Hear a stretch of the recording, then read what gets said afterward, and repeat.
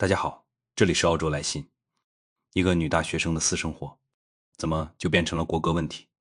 这两天几件看上去很八卦的新闻被放在一起看，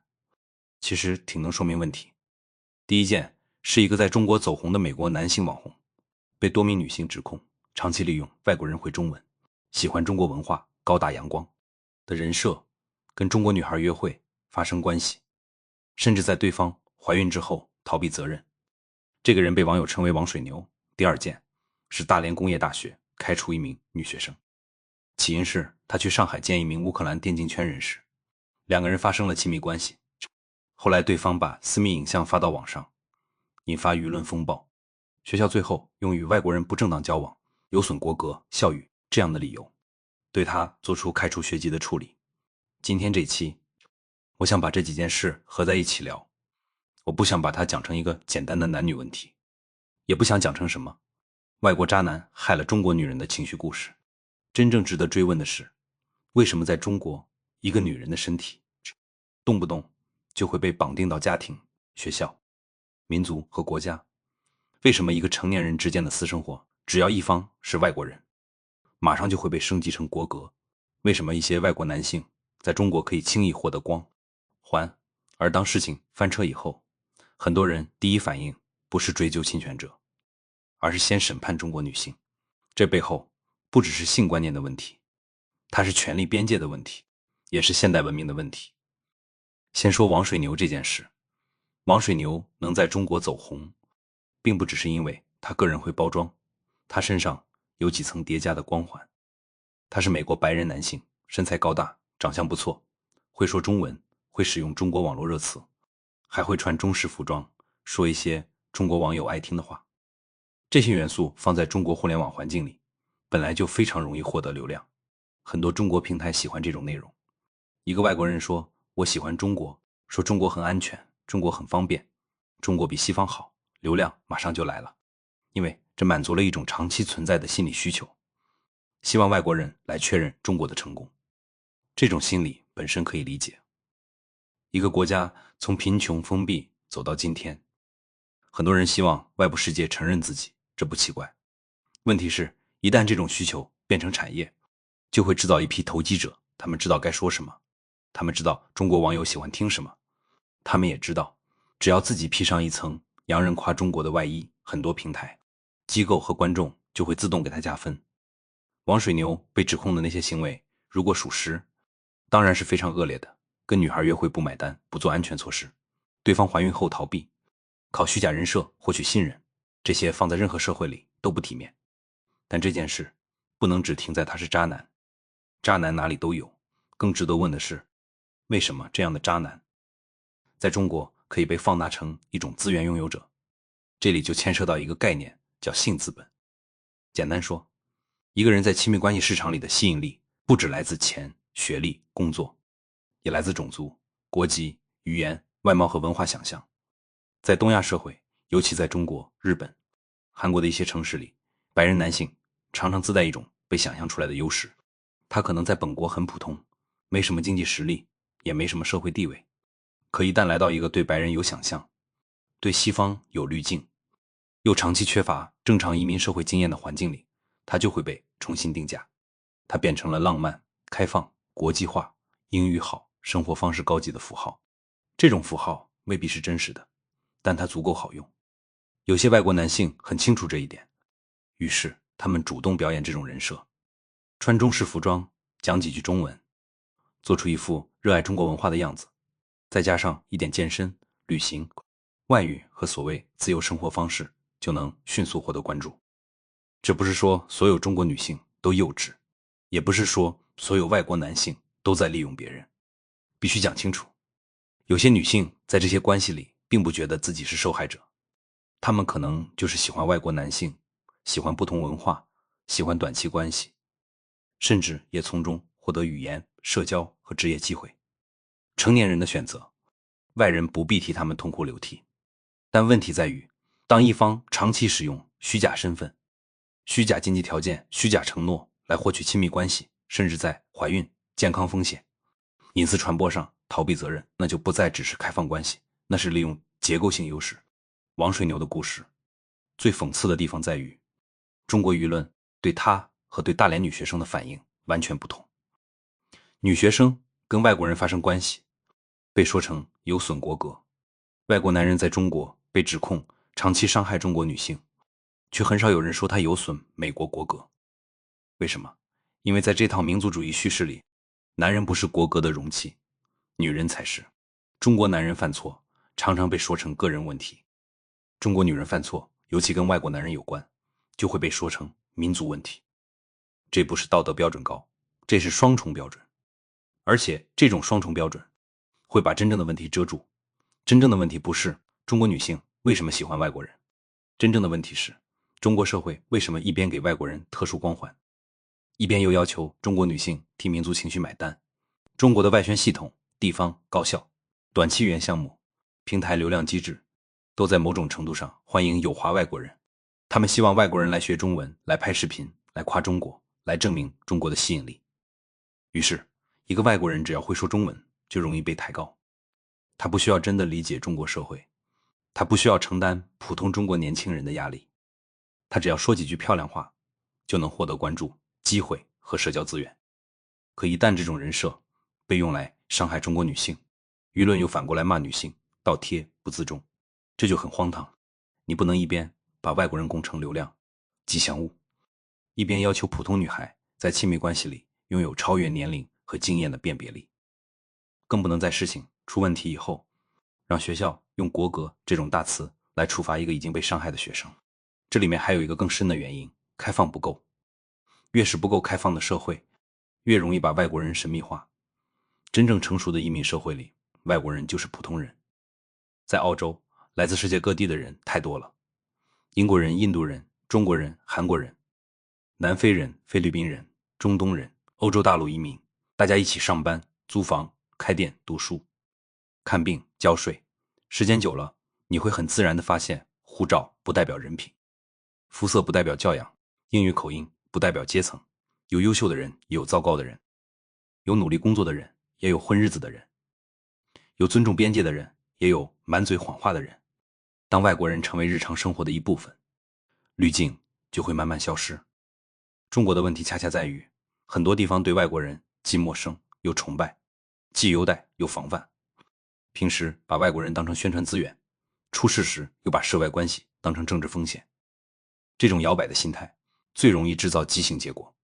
对外国男人来说，他可能被高估；对中国女性来说，他可能被道德围猎；对学校来说，他可能把教育责任变成管理冲动。再说大连工业大学这件事，按照网上公开的信息，这名女学生去上海见一名乌克兰电竞圈人士，两个人发生关系之后，对方把相关视频和照片发到了自己的社群里。这个行为本身毫无疑问非常恶劣。一个成年人可以选择跟谁约会，可以选择跟谁发生亲密关系，你可以从道德上评价他是不是轻率，是不是对不起男朋友，是不是判断力太差，这些都可以讨论。但是未经同意传播私密影像是另一件事，这不是男女都不检点就能糊弄过去的。这里面有非常清楚的受害者和加害者关系，她是否有男朋友，是否从大连飞到上海，是否崇拜这个电竞选手，是否在当晚做了成年人之间的选择，都不改变一个事实，他没有授权对方把私密影像拿去公开传播。如果这个边界都守不住，任何人的私人生活都没有安全感。在正常的大学治理里，学校看到自己的学生陷入这种危机，首先要做的应该是保护学生。不是说学校要替他的私生活背书，学校完全可以批评他，提醒他，做心理辅导，也可以依据学生管理规定处理他长期缺课，无法完成学业的问题。但学校更应该知道，一个20岁出头的年轻人，在隐私曝光、舆论围攻、身份被搜索的情况下，心理压力会非常大。一个大学不是只负责发处分通知的机关，大学首先是教育机构，教育机构面对一个犯错但同时受害的学生，最重要的不是展示权威，而是帮助他把人生重新接上，可以休学，可以转学，可以做隐私保护，可以协助报警，可以避免真实姓名继续扩散。这些都是一个现代大学该有的基本反应。可是大连工业大学这次最刺眼的地方，偏偏不是他处理学生缺课，而是他把与外国人不正当交往、有损国格、校誉写进了处分逻辑。这句话非常关键，因为它暴露了一个旧时代的观念：女人的身体不完全属于她自己，尤其当对方是外国男性的时候，这个身体就被想象成某种民族边界。中国男人跟外国女人在一起，网上常常有人起哄，觉得这是争气、有面子。中国女人跟外国男人在一起，尤其是事情闹难看以后，马上就有人说丢人、倒贴、有损国格。这不是普通的保守，这是父权式民族主义。它的逻辑是男性代表进攻，女性代表领土。男人出去占了便宜，那叫扬眉吐气；女人被外国男人占了便宜，那叫国门失守。这套逻辑听起来很荒唐，但它一直在很多人的潜意识里运行。所以他们看见一个女学生和乌克兰男人发生关系，第一反应不是这个男人为什么传播私密影像，而是中国女人怎么能这样。你看，受害者的身份被拿掉了，她先变成了女朋友，变成了女学生，变成了中国女人，最后变成了国格的载体，她作为一个具体的人反而消失了。这就是问题所在。现代法治社会一个很重要的原则是把人还原成人。一个人可以不道德，但仍然有权利；一个人可以犯错，但仍然不能被非法伤害；一个人可以被批评，但不应该被公权利用、过度处分摧毁。我在澳洲生活和工作这些年，对这一点感受很深。澳洲当然不是完美社会，澳洲大学里也有年轻人喝酒、约会、分手、冲突，也有各种让家长看不惯的私生活。但学校处理这类事件，通常会非常谨慎地区分几件事：第一，有没有违法；第二，有没有侵犯他人权利；第三，学校有没有明确的管理边界；第四，当事人是否需要心理、法律或学业支持。学校不会轻易把一个成年人的亲密关系上升到国家尊严，因为这在现代社会里说不通。国家尊严不是靠一个女学生的私生活维持的，国家尊严来自法治，来自程序，来自对弱者和受害者的保护，来自公权力，知道自己不能随便越界。一个国家如果需要靠审判年轻女性的身体来证明尊严，那恰恰说明她的尊严很脆弱。一个女人在亲密关系里犯错，也不等于学校可以用国格来处分她。现代文明的关键不是人人都没有瑕疵，现代文明的关键是我们能不能在别人有瑕疵的时候，仍然承认他的基本权利。这一点特别重要。很多中国式舆论最危险的地方，就是喜欢用道德厌恶替代法律判断。你不喜欢一个人的私生活，就觉得他活该被曝光；你不喜欢一个女孩的选择，就觉得他活该被开除；你不喜欢一个网红的行为，就希望马上把他抓起来，最好重判。这种情绪很痛快，但它不是法治。法治最难的地方，就是在你讨厌一个人的时候，仍然成人程序。你可以讨厌大连女学生的轻率，但你不能支持别人传播她的私密影像。你可以讨厌她背叛男友，但你不能支持学校把她的真实姓名进一步公开扩散。你可以讨厌王水牛的渣男行为，但也要具体分析哪些是道德问题，哪些可能构成欺诈、侵权或刑事问题。这不是替谁洗地，这是把社会从情绪审判拉回规则。当然，说到这里，很多人会问，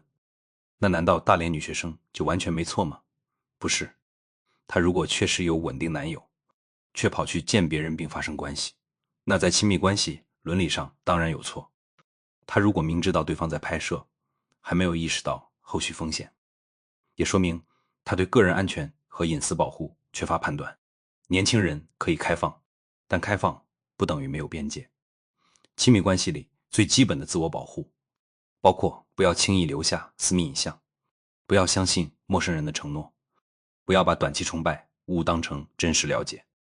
不要把粉丝滤镜当成感情基础。这些都应该讲，但这些话应该是教育，不是围猎。教育的目的是让人以后活得更清醒，围猎的目的是把人钉死在耻辱柱上。一个社会如果只会围猎，不会教育，那年轻人不会因此更成熟，只会更恐惧、更虚伪、更擅长隐藏。王水牛事件里，中国女孩当然也应该反思，不要因为对方是美国人就自动相信他更文明，不要因为他会说中文、会穿汉服、会夸中国就觉得他更懂你，不要因为他长得高、会健身、住得看起来不错就相信他有责任感。一个男人是否值得信任，看的是长期行为，看的是边界感，看的是他遇到麻烦时是否承担责任。这跟国籍无关。美国有好男人，也有渣男；中国有好男人，也有渣男。澳洲也一样，护照不是道德证书，肤色不是人格担保，语言流利更不是信用评级。但反过来说，中国男性也不应该把这类事件变成对女性的集体羞辱。网上很多评论，表面上是在骂外国渣男，实际上是在发泄对中国女性的怨气，什么倒贴、犯贱、活该。这些词背后不是关心受害者，而是一种占有欲受挫后的愤怒。他们不是在问怎样保护女性，怎样追究侵权，怎样减少欺骗，他们是在问为什么他们不选我。这种心态和学校说有损国格其实是同一种底层逻辑，都没有把女性当成独立的人。一个把女性当作民族资产，一个把女性当作婚恋资源，区别只是话术不同。真正成熟的社会应该同时反对两件事：第一，反对外国男性利用身份光环、语言优势和虚假人设伤害中国女性；第二，反对中国舆论和学校用民族主义、父权道德去二次伤害女性。这两件事不矛盾，你可以谴责王水牛，也可以反对大连工业大学。你可以提醒年轻女性保护自己，也可以反对把女性身体说成国格。你可以承认有些女孩在亲密关系里判断失误，也可以坚持她们的隐私和学业，不该被公权力随便碾碎。很多公共讨论之所以低质量，就是因为它总要逼你站到一个极端，要么说女孩完全无辜，一点不能批评，要么说女孩活该，学校处理得好，要么说外国男人天生坏，要么说中国女人天生崇洋。这些都太粗糙，现实更复杂。女学生可能既有错，也是受害者。王水牛可能很多行为在道德上恶劣，但具体到法律责任，还要看证据和法条。学校可能有管理学生的权利，但他的处分理由和处分尺度可能严重越界。中国女性对白人男性的滤镜，既有个人选择，也有社会文化和开放不足的背景。把这些复杂性讲清楚，比喊口号更重要。我个人的结论很简单：第一，国家尊严不该由女性私生活承担。一个女学生和外国人发生关系，不管你怎么看，都不是国格问题。如果一定要谈国格，那一个大学在学生被私密影像伤害后，没有优先保护学生，反而用公开处分把他推到舆论中心，这更伤害一个社会的体面。第二，外国人不是天然高级，中国社会需要更正常地看待外国人。喜欢外国文化可以，跟外国人恋爱也可以，但不要把外国身份当成光环。真正的开放，不是把几个会说中文的外国网红捧起来，而是让外国人和本国人一样，在同一套规则下生活、工作、纳税、犯错、承担责任。当外国人不再神秘，王水牛式的人设就没那么好用了。第三，私人道德和法律权利必须分开。大连女学生她的私德可以被评价，但她的权利不能因此消失。她的行为可以被教育，但不应该被国格化。王水牛可以被谴责，但也要在具体事实和具体法律里追责。这才是一个成熟社会该有的样子。说到底，中国现在很多争议，表面上是男女问题，深处其实是权力问题。谁有权定义一个人的羞耻？谁有权把私人生活上升为国家尊严？谁有权在语论常里审判别人？谁又有责任在别人犯错、受伤、被围攻的时候，仍然守住基本规则？如果这些问题不解决，类似的新闻还会不断出现。今天是大连工业大学，明天可能是另一所学校。今天是王水牛，明天可能是另一个会说中文的外国网红。故事会换，底层逻辑不变。一个社会越不相信规则，就越喜欢道德审判，一个社会越缺乏自信，就越容易把女人的身体、外国人的评价、富人的家世都拿来证明自己的尊严。可尊严不是这么来的，尊严来自清楚的边界，来自公权力的克制，来自对个体权利的保护，来自一个人犯错之后仍然有机会重新开始，也来自一个国家终于明白，女人不是国歌，外国人不是奖杯，财富不是家族伦理剧，学校也不是道德法庭。这里还要补一层，就是比例原则。很多人讨论大连工业大学，只盯着这个女生到底有没有错，这其实把问题带偏了。在公共治理里，判断一个处分是否合理，不只是看当事人有没有错，还要看处分和错误之间是否成比例。一个学生旷课可以按学籍管理处理，一个学生考试作弊可以按考试纪律处理，一个学生伤害他人可以按治安或刑事责任处理。但是一个成年人发生私人亲密关系，又在隐私泄露中受到伤害，学校直接用开除学籍这种最重处分，还把国歌放进理由里，这就明显超出了教育管理的范围。开除学籍不是普通批评，对一个20岁出头的学生来说，他会改变人生轨迹。你可以说他以后还能重新考，或者换学校，或者进入社会工作。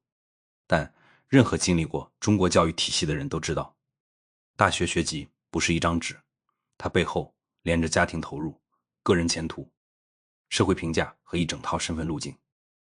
所以学校越是拥有处分权，越应该克制。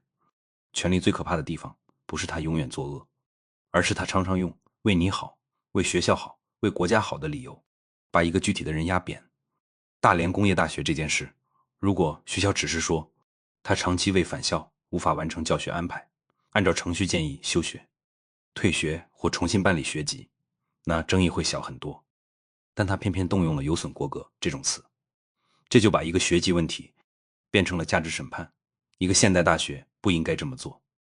大学当然要有校誉，但校誉不是靠处分受害学生维护的，校誉来自学术水平，来自教师质量，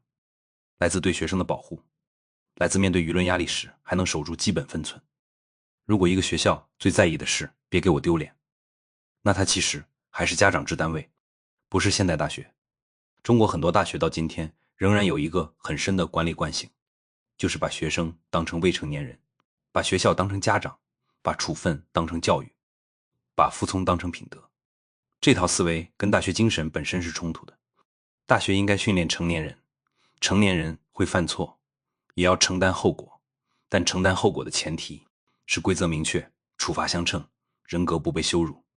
一个学生做错事，学校可以告诉他，你的判断有问题，你需要反思，你需要补课，你需要面对学业影响。但学校不应该告诉他，你让国家丢脸了。这不是教育，这是恐吓。再说开放问题，很多人以为解决王水牛这类事情，只要骂醒中国女性就行。其实没有这么简单。滤镜不是靠骂消失的，滤镜是靠经验消失的。一个人如果一辈子很少接触外国人，或者只在短视频、外宣节目、国际学校、大学交流项目里接触外国人，那他很容易把外国人想象成某种特殊群体，要么特别高级，要么特别危险，反正都不是普通人。这两种想象看起来相反，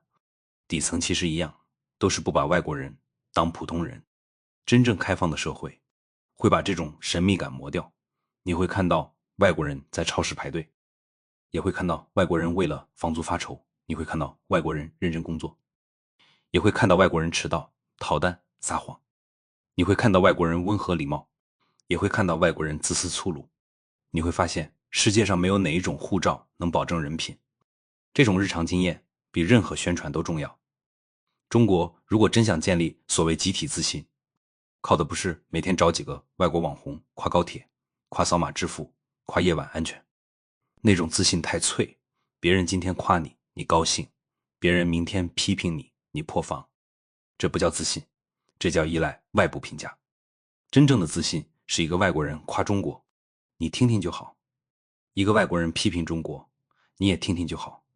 一个外国人在中国谈恋爱、结婚、分手、犯错，都按普通人的规则处理，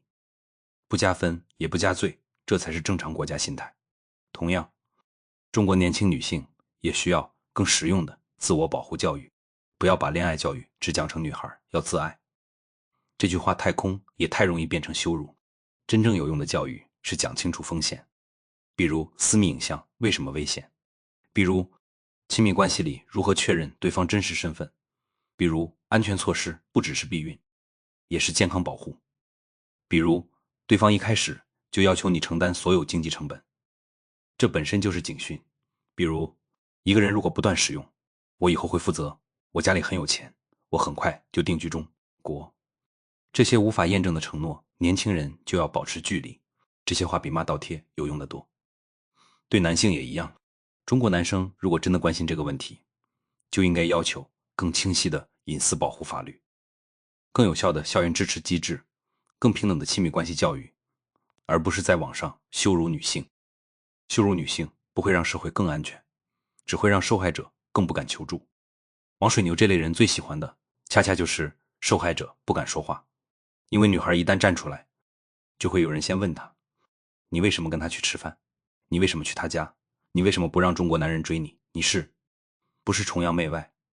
这些问题一压下来，真正该被追责的人反而躲过去了。所以一个社会要减少伤害，第一步不是制造羞耻，而是降低求助成本，让受害者知道，他即使判断失误，也可以报警，也可以找学校，也可以找律师，也可以找平台删除隐私内容。他不需要先证明自己是完美受害者。世界上本来就没有几个完美受害者，多数真实案件里，当事人都有复杂选择，有犹豫，有轻信，有虚荣，有冲动，但这些都不等于别人可以伤害他。能不能承认这一点，是文明和野蛮的分界线。最后回到题目，中国女人凭什么背过歌？她们不该背，中国男人也不该背。任何普通人的私人生活都不应该轻易背上国家尊严。国家是国家，个人是个人，学校是学校，家庭是家庭，法律是法律，道德是道德，这些边界分清楚了，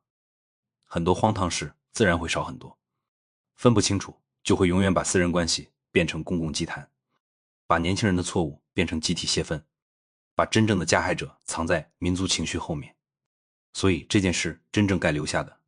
不是对某个女孩的羞辱，也不是对某个群体的嘲讽，它提醒我们，越是复杂，越是尴尬，越是牵涉私人道德的事情，越需要规则先行。成年人亲密关系里的边界，靠同意、隐私保护和法律责任来划清。大学生私生活翻车，靠学生管理程序、隐私保护和心理支持来处理。